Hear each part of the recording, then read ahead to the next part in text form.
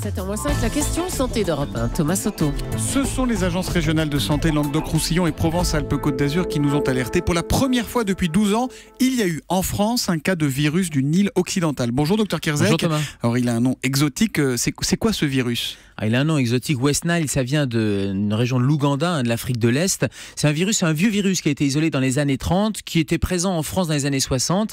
Et c'est un virus qui cause généralement pas grand-chose, un virus sans gravité, mais parfois de la fièvre et parfois une encéphalite, une atteinte neurologique. Donc il y a des rares cas qui peuvent provoquer cette encéphalite et ce trouble un peu comme une méningite. Alors quand vous m'avez parlé de ce sujet, moi je vous ai dit, mais c'est pas une maladie qui touche d'abord les animaux, les chevaux surtout, non ? Ça touche les animaux, Thomas, mais pas les chevaux. Les chevaux, mais comme les mammifères, comme l'être humain, c'est un hôte accidentel. En fait, le cycle de ce virus, c'est plutôt les oiseaux migrateurs et les moustiques. Et ça reste dans ce cycle-là. Et par accident, le moustique va venir piquer un mammifère. Les chevaux, effectivement, et ça peut donner les mêmes symptômes que chez l'homme ou ça peut être asymptomatique. Et parfois l'être humain. Mais en tout cas, c'est le moustique qui est vecteur. Mais ça peut être grave ?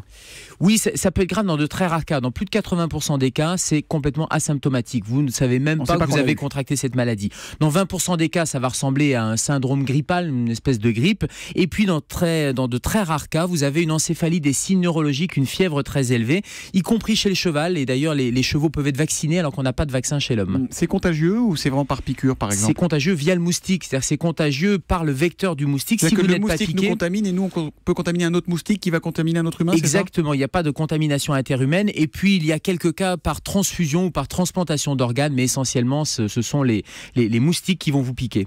Comment va le patient qui a été contaminé ? Il va très bien. C'est pour ça que j'allais dire pas de panique sur ce virus-là. C'est un vieux virus qui est connu. Il n'y a pas de symptômes, il n'y a pas de traitement non plus. C'est uniquement symptomatique et le patient va bien. C'est le premier cas humain depuis quelques années. Et puis, il y a les chevaux qui ont été diagnostiqués positifs. Voilà. Donc, il y a des mesures de précaution et notamment pour éliminer les moustiques. La question santé d'Europe 1. Il nous rassure aussi le docteur Kierzek tous les matins à 7h-5 sur Europe 1. À demain, Gérald.